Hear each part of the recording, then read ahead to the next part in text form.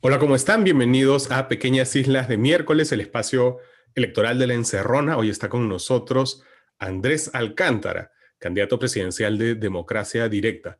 ¿Cómo está, señor Alcántara? Bienvenido. Mm, Bueno, muchas gracias por la invitación, señor Marcos Cifuentes. Quisiera aprovechar el momento para enviar un saludo a toda tu audiencia y en especial a todos los hermanos peruanos que en realidad nos conocen y de una u otra forma nos vienen apoyando en este tema de la campaña, que es muy difícil llegar a la población, dadas las circunstancias que estamos viviendo, ¿no?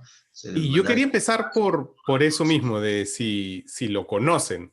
Creo que de pronto hay mucha gente que es fonavista en el Perú, pero hay también muchos que no lo son y que están al margen y que no entienden muy bien todo ese tema.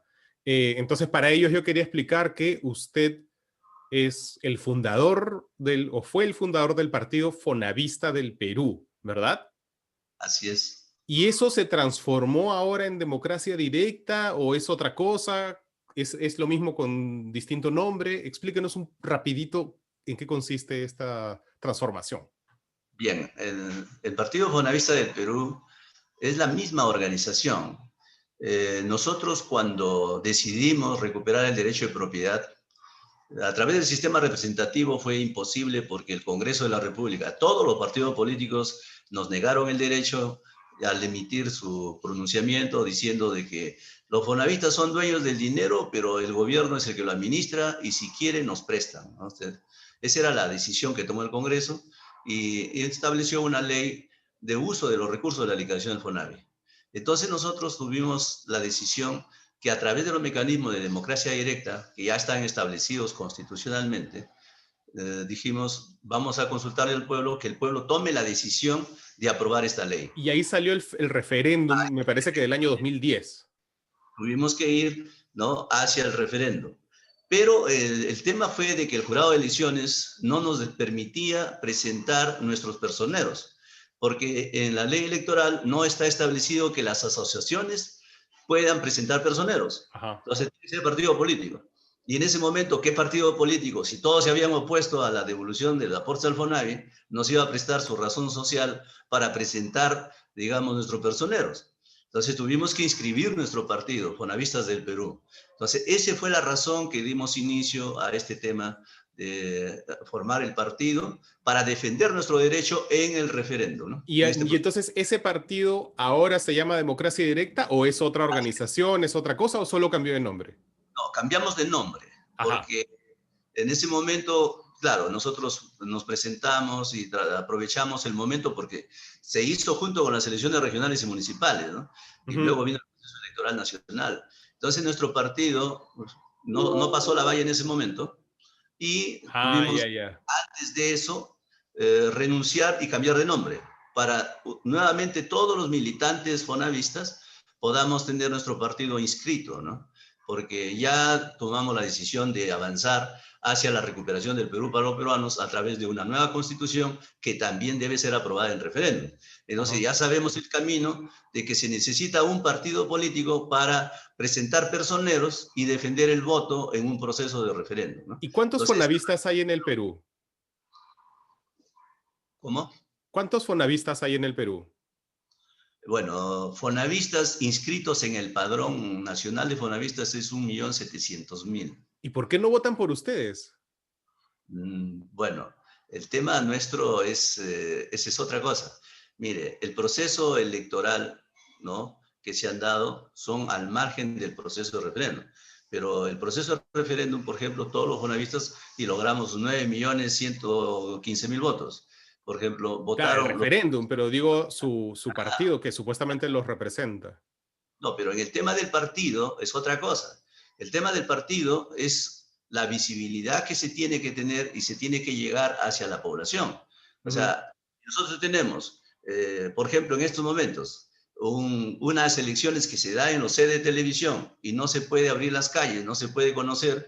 Hasta ahora yo me encuentro con la gente en la calle y me dice, ¿usted va a ser candidato a la presidencia o al Congreso? Me preguntan, ¿no? O sea, no saben porque no se llegan a enterar. O sea, el problema es de la desinformación que tenemos en la población. Pero pese a todo eso, si usted ve, las veces que hemos participado, hemos sacado a nuestros congresistas que no han querido, hemos pasado la valla y no han querido reconocer el jurado de elecciones. Ha cambiado las reglas, ha hecho otras interpretaciones al margen de la Constitución y la ley. O sea, ya viene el abuso acá del sistema representativo. Pero tampoco nos quejamos, o sea, no es una situación de queja. Nosotros Ajá. sabemos con quién nos estamos metiendo y qué derechos y qué intereses defendemos. Entonces, nosotros nunca nos hemos puesto a lamentar ni a querer justificar nada. Aquí Claro, la realidad. porque yo estoy viendo ahora su ficha de Infogov y usted ha postulado 10 veces y ninguna de esas 10 veces ha conseguido entrar. 6 veces al Congreso, 3 veces a una vicepresidencia y también como alcalde de Santiago de Chuco. Así es. Bueno, Digamos que esta ya es la 11ª vez que postula. A la bien, 11ª es la vencida.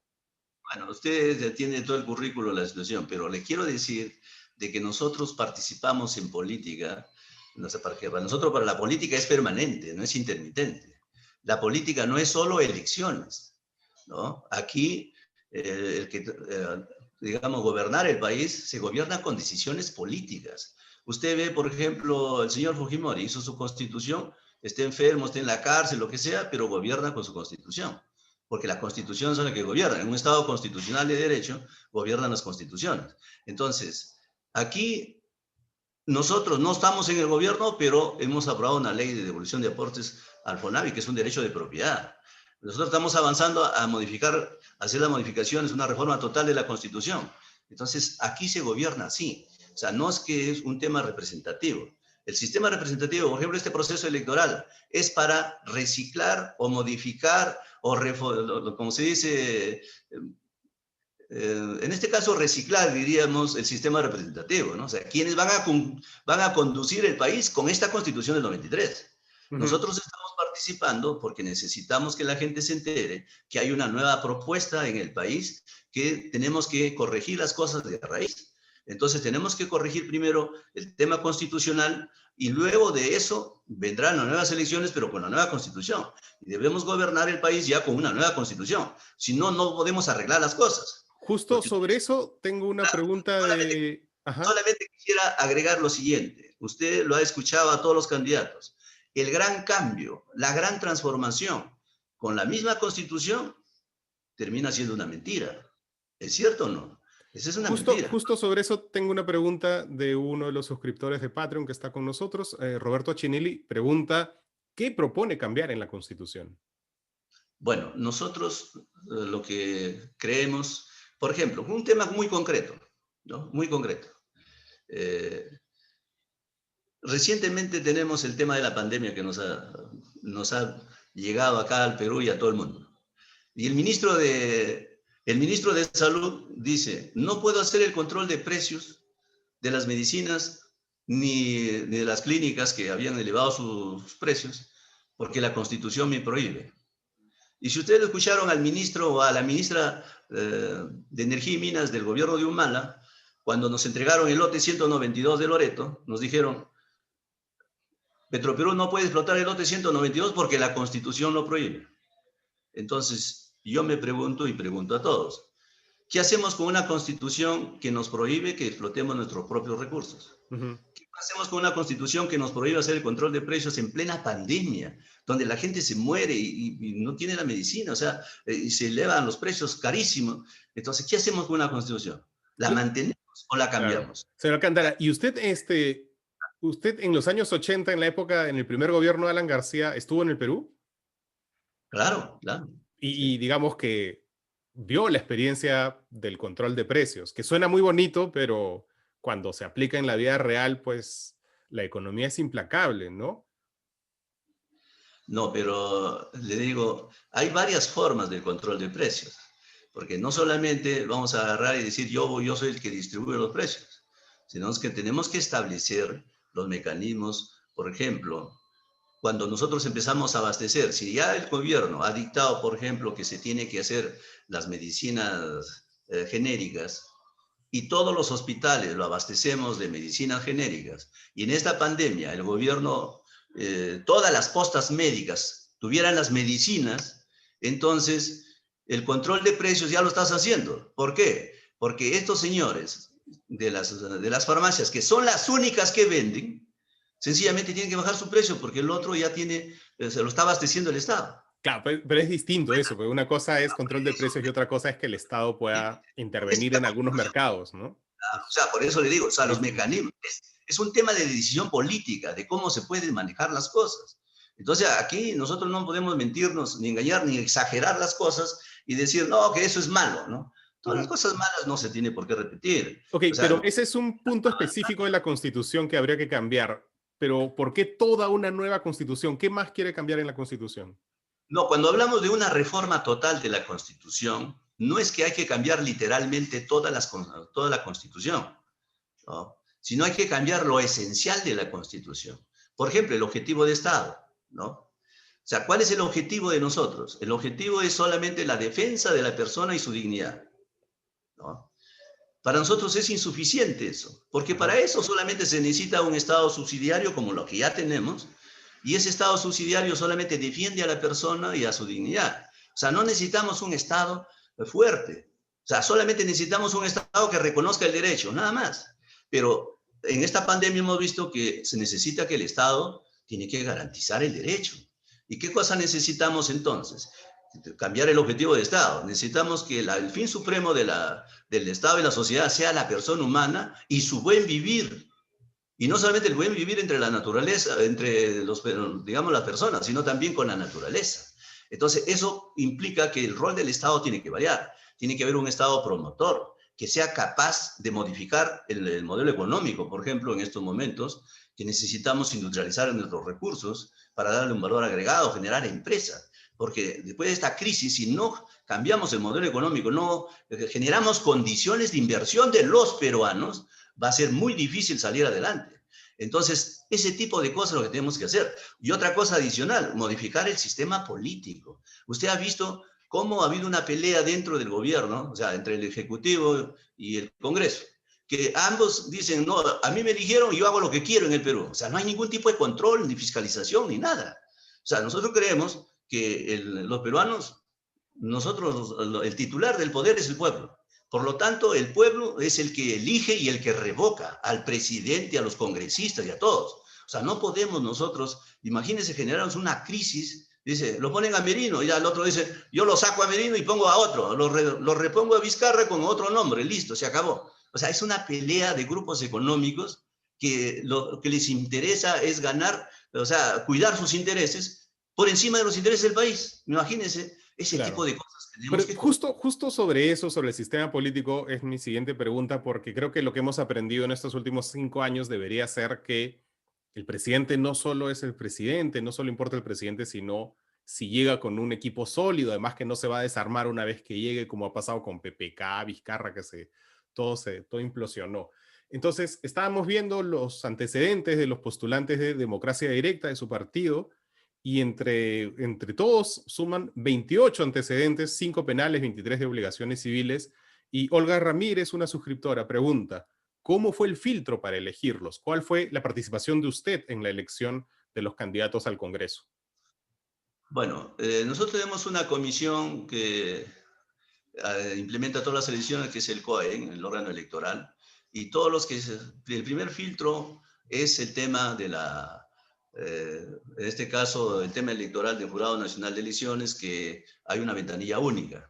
Luego se evalúa también las personas que participan, son gente que ha tenido de repente algún antecedente antes, hace mucho tiempo, y ya se han reinsertado a la sociedad, vienen participando en la vida política, vienen participando, haciendo diferentes cosas. O sea, son gente de bien.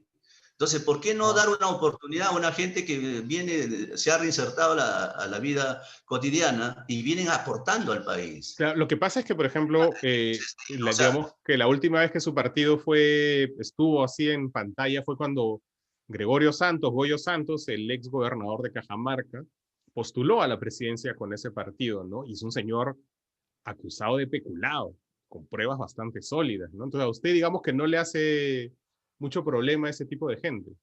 no, en ese tiempo cuando hicimos un acuerdo político con el MAS de Cajamarca, es el Movimiento de Afirmación Social de Cajamarca, bueno, Ujú. lo presidía de repente Gregorio Santos, pero fue un Ujú. acuerdo político en torno a una propuesta de política que tenemos, el tema constitucional. Entonces, en ese acuerdo que tuvimos fue solamente para las elecciones de 2016. Y en ese tiempo él no estaba sentenciado, es una persona que estaba Sí, pero ya detenido estaba, estaba en la cárcel, ya postuló desde la cárcel, ¿se acuerda? por eso le digo, o sea, el tema que nosotros a veces nos subjetivizamos tanto en las cosas y no debe ser ahí, pues, o sea, todas las pruebas tienen que andar, o sea, con pruebas contundentes, ¿no? En este caso, en ese momento, en el 2016, hicimos la propuesta, como usted ve, cumplió él por su lado, nosotros también hicimos la campaña y se estableció en ese momento, en el 2016, que habría necesidad de cambiar la constitución. Esa fue nuestra propuesta. Entonces, esa propuesta desde hace tiempo, porque desde 2009 que compramos el kit del referéndum, entonces hemos venido haciendo eso. Y cada campaña electoral, de una u otra manera nos invitan, como usted, por ejemplo, le agradezco realmente porque no tenemos la cobertura de llegar a ningún medio de comunicación, entonces eso nos preocupa. Bueno, parece que la decisión es que los medios de comunicación ahora van a elegir a los presidentes, ya no los Sí, 24 millones de peruanos. pero señora Canta, Entonces, por volvamos un eso le poco digo, a Gregorio Santos porque me da la impresión que usted tiene como que privilegia más, digamos, una cercanía ideológica a los antecedentes de las personas. bueno, yo lo que le quiero decir es que nosotros priorizamos los objetivos que vamos. Ujú. Porque aquí el tema tiene que ir por un lado, ¿no? O sea, si nosotros empezamos a mirarnos entre peruanos, ¿ya? Y vamos más allá de la realidad y empezamos a subjetivizar todo, entonces al final no nos unimos con nadie y tenemos que participar solos y al final ni participar por último. Entonces, pero yo sí le digo que hay reglas en el Perú, hay un ordenamiento jurídico que si todo el mundo que cumple ese ordenamiento y puede participar, yo no lo veo por qué no participar cuando hay personas que de una u otra forma pueden contribuir, no solamente él, sino puede contribuir o a través de sus muchos militantes o otra gente que también puede ayudar a la discusión. Porque aquí es urgente el cambio constitucional. O sea, para nosotros es eso. Y no solamente lo hemos invitado a él, lo hemos invitado públicamente a todos los partidos. Ahí está la señora Verónica, no me va a dejar mentir. Yo me he reunido con ella en Cajamarca y Gregorio Santos para ver el tema de la Constitución. Claro. Ella estuvo de acuerdo con el referéndum, pero después ya no ha querido estar en el referéndum. De hecho, Ella quiere... a usted lo han estado rondando Verónica, bueno, hasta Marco Ará, un montón de gente lo ha rondado porque hay una cercanía. ¿Usted se definiría su partido Democracia Directa como un partido de izquierda? Bueno, le digo, nosotros más allá de la izquierda o derecha, ¿no? Nosotros somos un partido democrático, ¿no? Ajá. Pero usted no Progresista. lo busca ni Hernando de Soto, ni no sé, el Keiko, ni López Aliaga, sino lo buscan Verónica, Goyo Santos, Marco. O sea, digamos que hay una afinidad más con un lado que con el otro, ¿no? Bueno, en realidad puede ser tal vez por eso que también tengan cierta simpatía a las propuestas que nosotros tenemos. Pero una cosa es decirlo y otra cosa es hacerlo. Mientras nosotros venimos trabajando por esta nueva constitución, trabajando porque esto tiene que aprobarse en un referéndum, Ujú. nosotros avanzamos hacia eso. La gente que viene en un momento con nosotros después cambia de opinión porque piensan que el tema electoral es primero. Dicen, yo gano las elecciones, después hago las cosas, ¿no? Bueno, cada uno tiene su criterio, pero nosotros creemos de que debe ir en paralelo porque la gente tiene que enterarse de cuál es el problema en el país. Yo le he escuchado a varios candidatos que dicen que yo no, ni por Vizcarra, ni por Vizcarra, ni por Merino, pero voto por la vacancia. Bueno, entonces, imagínense estas posiciones. Yo no ¿Cuál estoy fue con su ningún... posición respecto de ese tema, por ejemplo, de la Claro, vacancia de Vizcarra?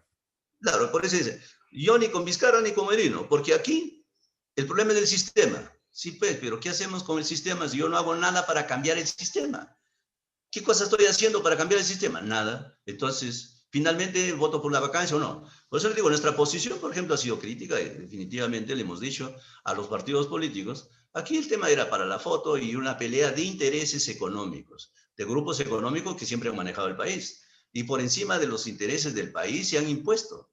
O sea, no vaya a pensar de que ahora Pero, Sagasti es mejor que Milino, mejor que Vizcarra, mejor. No, o sea, aquí ambos gobiernan con la Constitución del 93 y tenemos mucha limitación. Mucha claro. limitación, por eso es que aquí hay Pero, que hacer... ¿cuál fue su posición respecto de esa vacancia? ¿Estuvo bien? ¿Se hizo mal? ¿Bien? Bueno, desde el punto de vista del pueblo, para mí ha estado mal. Aquí se ha tratado, se ha suplantado la voluntad del pueblo. Claro. O sea, se han irrogado un poder que no la tiene. Ujú. Porque el único que puede cambiar para nosotros, revocar a un presidente, o elegir a un presidente, revocar a un presidente, revocar a los congresistas, ese es el pueblo. Por Ahora, eso pero que lo que pasa es que usted hace poco dijo, claro, acá tenemos una propuesta de ajá. constitución. ¿Ya? Lo La que pasa es propuesta que usted hace poquito dijo que el gobierno actual de transición del Partido Morado, de Sagasti, como quiera, tiene un plan para que no haya elecciones y quedarse en el poder. ¿Usted tiene pruebas de que hay un plan del actual gobierno para quedarse en el poder? Mire, yo no soy brujo, pero adivino algunas cosas. Le cuento. Yo estoy en política hace muchos años, usted lo sabe. Ahí está mi hoja de vida. Yo toda la vida he participado en política desde la época de secundaria y la universidad, ¿no? Entonces, le digo, si aquí los grupos económicos que manejan el Perú no se ponen de acuerdo a qué candidato lo van a poner de presidente, van a tener que alargar las elecciones. ¿Por qué? Porque la pelea de ellos va a ser de que el que gana va a ser uno que no es de ellos. Ya, De pero ningún grupo. ese es un análisis, no solo quiero dejarlo claro porque O lo sea, que usted lo dijo como si fuera algo, un plan ya cerrado, y es simplemente un análisis suyo, ¿verdad? claro, no, yo le estoy diciendo, porque usted me está diciendo si se puede alargar o no. Yo le digo, si es que esos intereses no se ponen de acuerdo en estos meses, este mes de febrero, los primeros días de marzo, las elecciones lo van a ampliar, lo van a postergar. Pero si ya logran ponerse de acuerdo en eso, las elecciones lo van a hacer de la mejor manera y lo van a hacer a todo dar. ¿Por qué? Porque es la mejor oportunidad que tienen los grupos económicos de hacer su recambio de su presidente. ¿Por qué? Porque estamos encuartelados. Hay un cierre de las calles, no se puede hacer absolutamente nada. Entonces, la mejor oportunidad para decir, bueno, por el problema de la pandemia no ha habido campaña, así que este es el nuevo presidente por 5 años. ¿Eso es democracia? Eso ya no es democracia, es dictadura. Pero bueno, Ya, no pero nos digamos que quejamos. algún elemento en la realidad al margen de este análisis que tiene usted no es que exista, ¿verdad? ¿Cómo dice? Si tiene algún elemento, además de su análisis, para decir que efectivamente hay un plan para que se quede el gobierno. Mire, a ver, le digo, nosotros solamente hacemos el seguimiento de todas las opiniones que empiezan a darse, Ujú. lo que va sucediendo. Perfecto. Primero sale un médico y dice, es necesario cambiar las elecciones. Después lo hacen hablar al jurado de elecciones. Dice, que podría ser, que podría ser. Entonces se pone en escenario para la gente, ya se prepara el camino, para que la gente ya vaya soltándose y vaya imaginándose lo que puede suceder. Claro. Entonces cuando ya empiezan como se dice, esas opiniones, esas cosas, es porque hay un plan. Porque en política no hay nada casual. Eso lo saben todos, y lo sabe usted, lo saben todos. No hay nada casual. No es que de la noche a la mañana al médico se le ocurrió decir tal cosa. No, o sea, hay coordinación y a través de la prensa se planifica ¿Y y se usted cree dice que, qué es por lo que... ejemplo, esta cuarentena está justificada o es parte de ese plan? La cuarentena es parte de este plan, porque yo no ¿Le haría, parece por que no ejemplo, está justificada la actual cuarentena? la actual cuarentena para mí no debería darse. ¿Por qué? Porque no puedo yo como presidente llevar adelante una disposición, una cuarentena, cuando ya una experiencia tenemos de 80.000 muertos, de más de 100.000, digamos, más de 100.000 millones endeudados, más de 1 millón de personas quebradas, en la economía, todo, ¿ya? Cuando realmente hay otras opciones que son mucho mejor, que lo hemos experimentado ya en esa pandemia o en esa cuarentena. O sea, Ujú. ya, ¿qué es lo que nosotros necesitamos? Fíjese usted, ¿cómo Ahora, atacamos, señor cómo Alcántara, atacamos digamos que, claro, sí, Mire, siga, siga. solamente para terminar esto. Mire, ¿cómo atacamos el virus mejor? ¿En una forma individual o en una forma colectiva? Definitivamente tiene que ser una forma colectiva. ¿Por qué? Porque entre todos los peruanos nos podemos ayudar, nos podemos prestar o ayudar para comprar algún medicamento, alguna cosa, para que no se agrave las cosas y llegar al hospital. Entonces, todo ese tipo de cosas se pueden hacer y ya se han experimentado en esta pandemia o en esta cuarentena de 8 meses. Entonces es innecesario hacer ese cierre. Pero sin embargo, acá Lima tiene el 30% de la votación y tiene que cerrarse. ¿Por qué? Porque las calles lo pifean, lo votan a los candidatos que ellos tienen. Solamente tienen candidatos en la televisión y nada más. Entonces, Claro. esa es una de las razones que se ha hecho esta cuarentena, ¿no?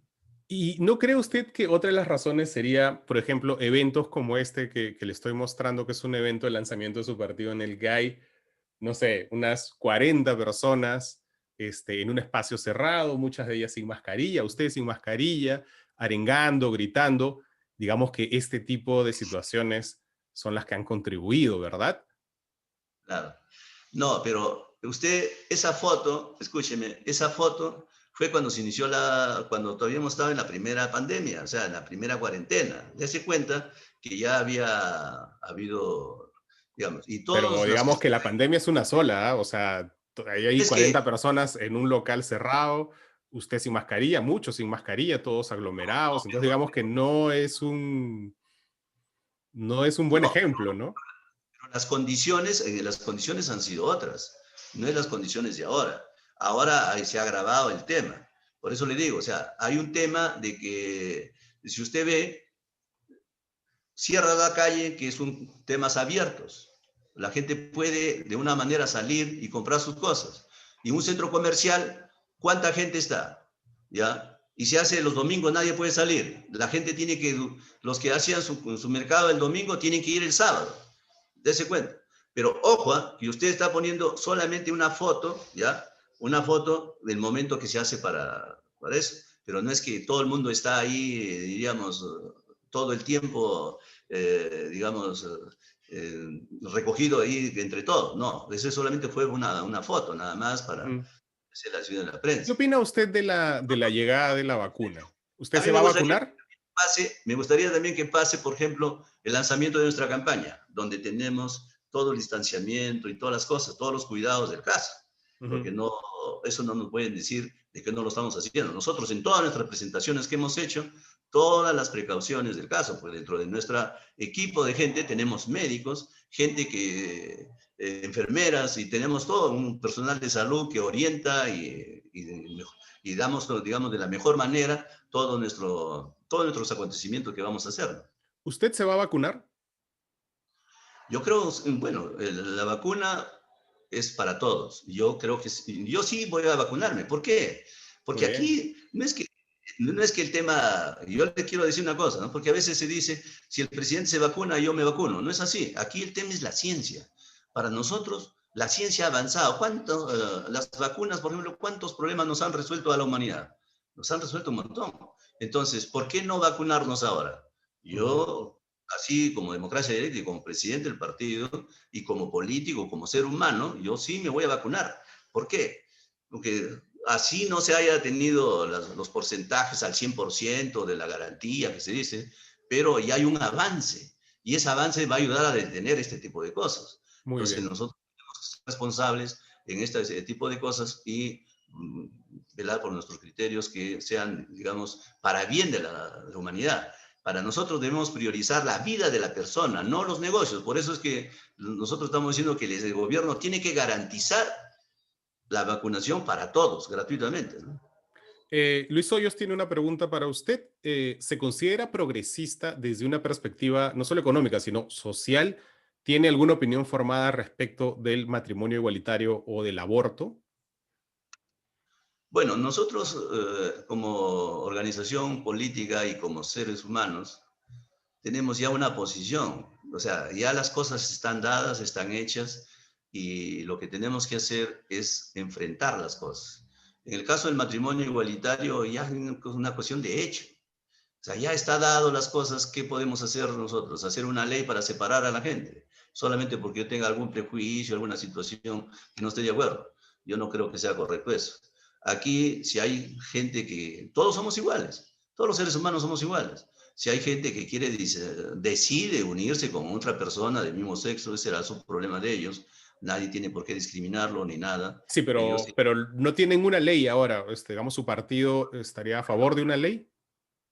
bueno, nosotros sí, nosotros vamos a participar en todas las cosas que se den. ¿Por qué? Porque la vida avanza, el mundo no se detiene y hay cosas que tenemos que enfrentarlo. Ujú.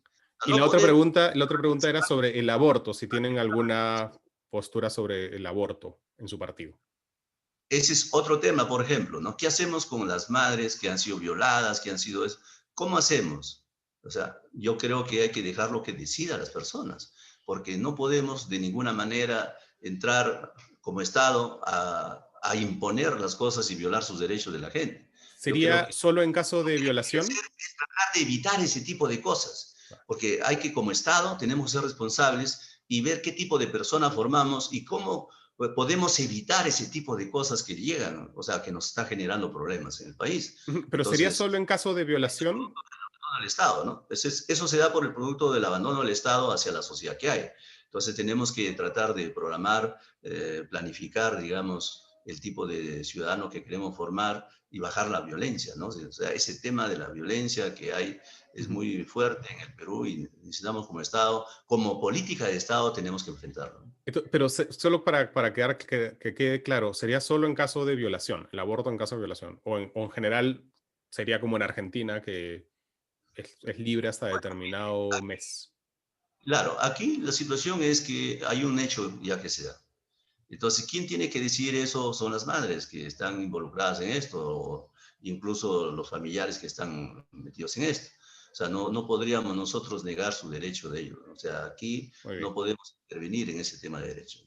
muy bien. Lo que pasa es que, y me lo hace notar Olga Ramírez, en el plan de gobierno de democracia directa se habla de fomentar la recuperación de los valores fundamentales como honestidad, honradez, solidaridad, etcétera, cumpliendo los 10 mandamientos de Dios y revalorizando las funciones de no sé qué. Claro, entonces, ¿por qué? La pregunta es por qué incluye un lineamiento religioso, ¿no? Digamos, si el Estado es laico. Bueno, pero es un tema, aquí lo que nosotros tenemos que aprender a hacer es que en el Perú tenemos que aprender a ser tolerantes. La tolerancia es producto de la inteligencia y la inteligencia es cuando nosotros entendemos al resto, ¿verdad? O sea, nos pueden atacar, pueden hacer lo que sea, pero bueno, hemos puesto en el plan efectivamente porque aquí dentro de los parámetros que se tienen es la religión, pero no estamos en contra de los que no sean católicos.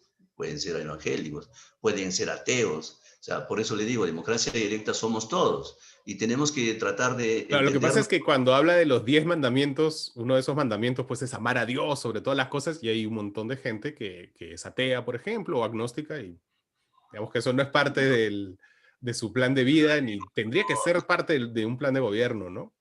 Por decir algo, ¿no? Digamos que como que ahí se excluye a un grupo de gente. Claro, pero en realidad es que aquí predomina la religión católica y en ese sentido va el plan, ¿no? O sea, porque la mayoría de los peruanos son católicos, entonces hay que de todas maneras rescatar los valores o las cosas que señalan estas religiones, ¿no? O sea, Ujú. no podemos sesgar las cosas, pero eso no impide a que no podamos agregar, mejorar o ampliar nuestro plan para otros credos, ¿no? Otras religiones que pueda darse, pero eso se discutirá en su momento. Ujú. Yo quería regresar a esto que les comentaba de la organización política, ¿no? Porque es muy importante no solo el candidato, sino quienes van con él. Entonces, su segundo vicepresidente es alguien que también ha postulado a la presidencia hace algunos años, es el señor Javier Espinosa Ayaipoma, que de hecho alguna vez postuló su lema de campaña es que él era el guapo, el candidato más guapo, eso fue hace como 15 años, ya debe haber pasado un tiempo de eso. Eh, digamos, ¿de dónde, cómo así llegó este señor que es sobrino de Ayaipoma, del famoso congresista de Toledo, con usted? Bueno, lo que quiero decirle es que nosotros tenemos una propuesta al país, ¿no? Vamos a recuperar el Perú para los peruanos con una nueva constitución vía referéndum. Y en esta propuesta entramos todos los peruanos. No se olvide que la casita o la casa es de todos los peruanos. O sea, no, aquí no hay ninguna diferencia. Todo lo que nos une son los objetivos, las ideas, porque no podemos unirnos en función a personas. Cuando los partidos se unen en función a personas, es ahí viene las rupturas, las peleas, las cosas. Pero si nos unimos en función a ideas, a propuestas, ¿no? A objetivos de Estado, entonces sumamos todas las fuerzas. Y en ese sentido, Javier, que tenía su partido, su movimiento, entonces también se han sumado. Hay diferentes organizaciones sociales eh, de trabajadores, sindicales, todo eso que ahí se han incorporado a democracia directa. Ujú. O sea, y no se olvide usted que todos somos fonavistas, ¿no? Son partidos los fonavistas, o sea, Javier es fonavista, o sea, todos son fonavistas, ¿no? Que puedan tener otros criterios, otras cosas, pero lo que nos une son los objetivos Ujú. centrales, ¿no?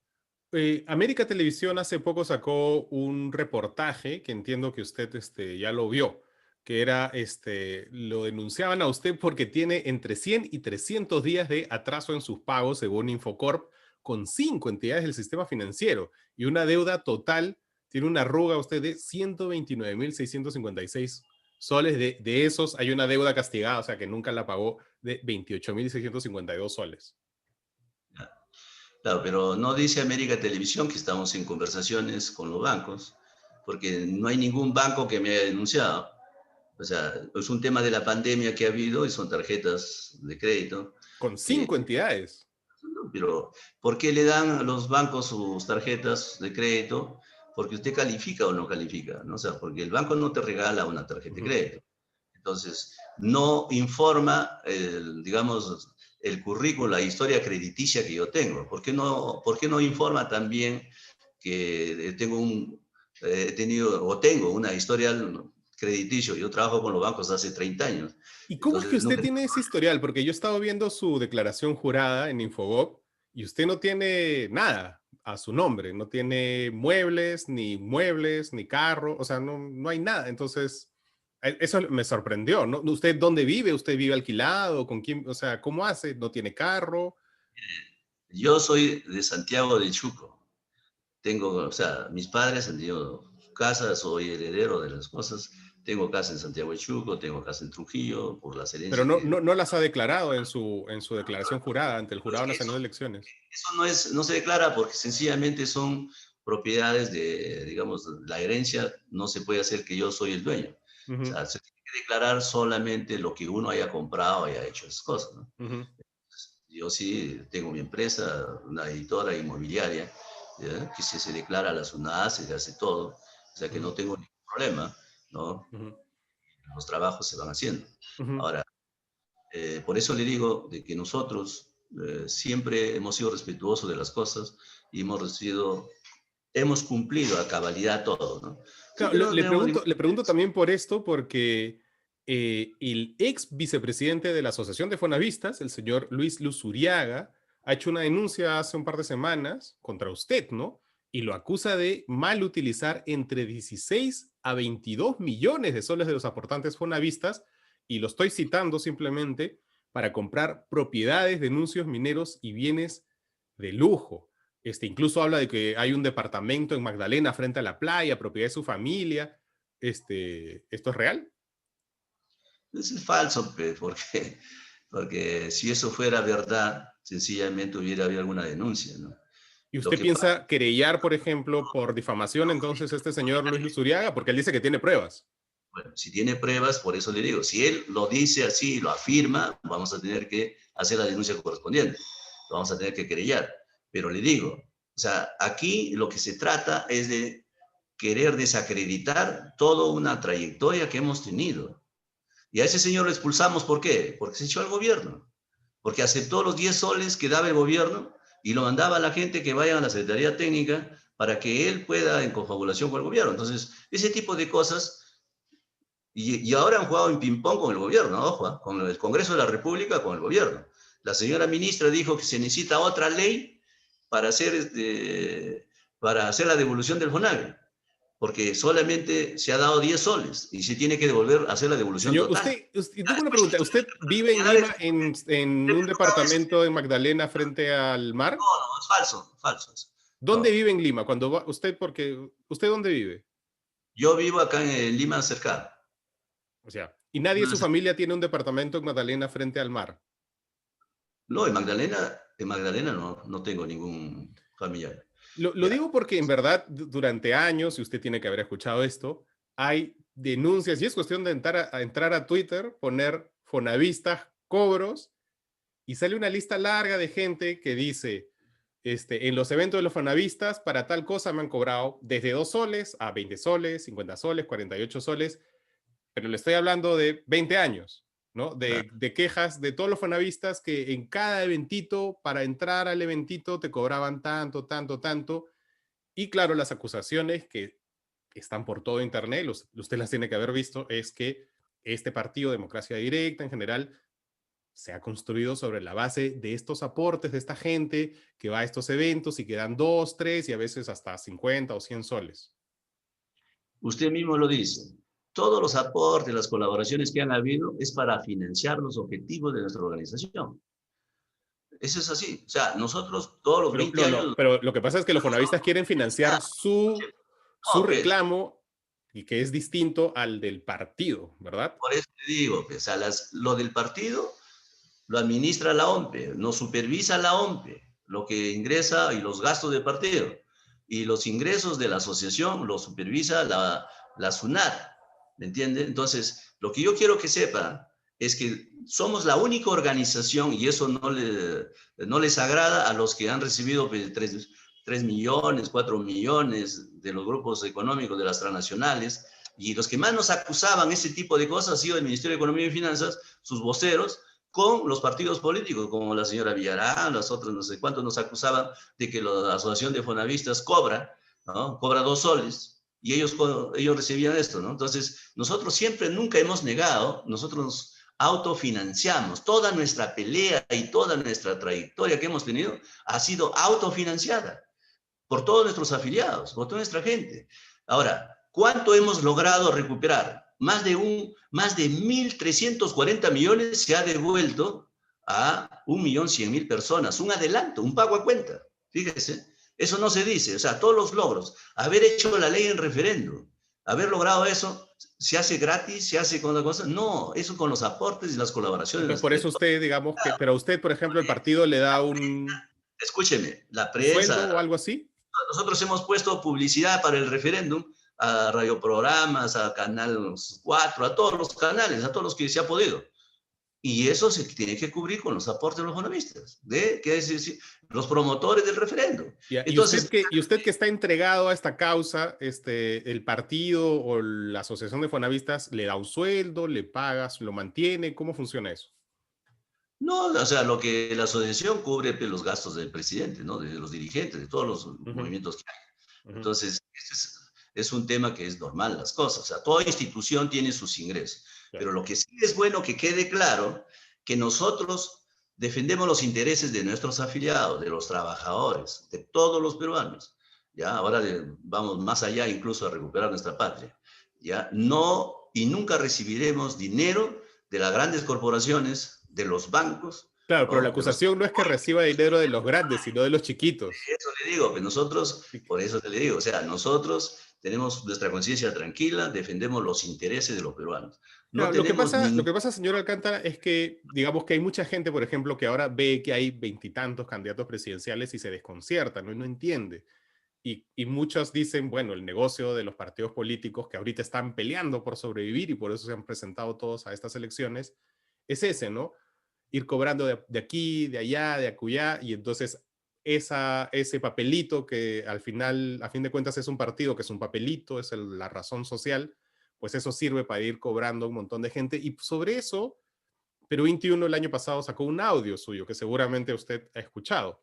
Y es un audio en el que a usted se le escucha decir que recibe dinero de los candidatos. Y es, por ejemplo, voy a leer lo que dice, puedo poner el audio, pero voy a leer lo que usted dice en ese audio. Cuando han venido los candidatos de Chiclayo se han comprometido en cumplir los requisitos. El número 1 no ha cumplido. Ha hecho un depósito de 500, pero no ha querido depositar el resto. Usted se quejaba. ¿Cuánto paga un candidato de democracia directa para participar?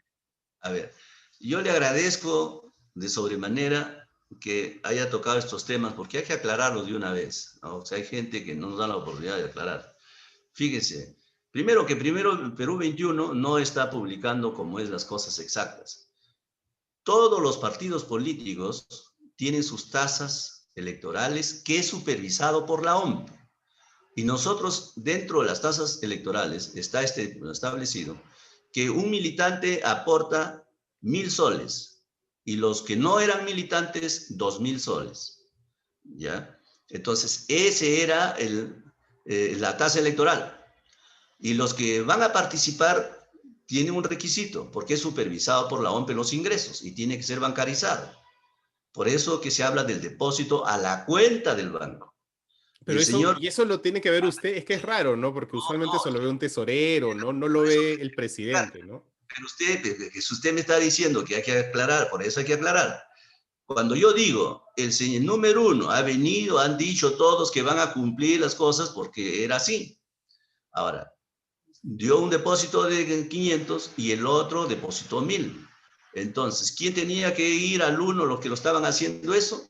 Era pues, sencillamente el que había cumplido. El que no cumplió tenía que pasar a segundo lugar, porque no había cumplido y ya cumpliría después. Y ahí mismo este señor Cortés, que ya no es de nuestra organización, dice, bueno, ellos nunca se han negado de cumplir. ¿Por qué? Porque sencillamente, pues, dése cuenta, ¿qué partido político aporta 1000 soles? Todos los partidos, mire cuánto aportan. O sea, ese es el tema. O sea, y esos ingresos es para cubrir los gastos de las elecciones internas del partido. Eso se administra para las elecciones internas y lo que pueda haber Claro, para pero si los... no hubo nada raro en ese, si no hubo nada raro en ese audio, ¿por qué este señor Cortés, que es su interlocutor ¿Ah? en este audio, por qué renunció al partido?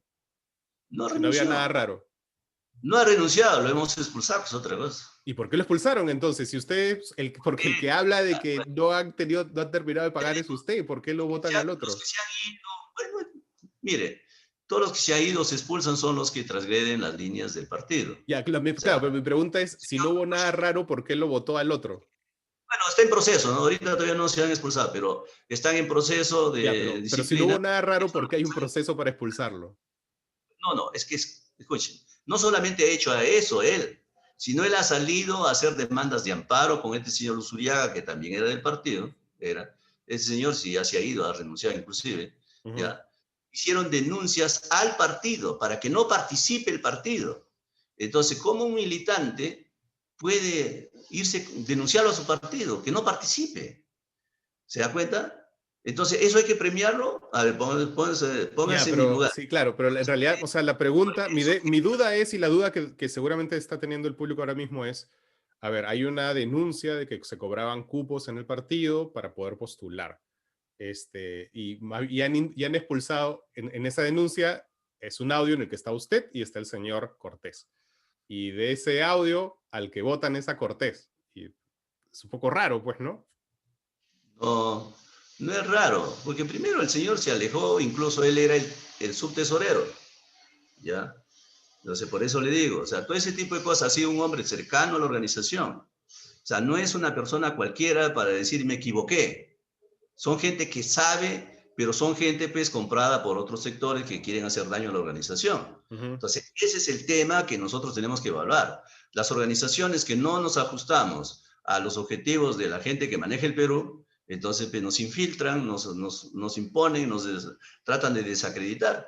Pero eso, mire, como le digo, nosotros nunca le hemos tenido temor. Yo tengo 21 años en esta pelea contra el Ministerio de Economía y Finanzas.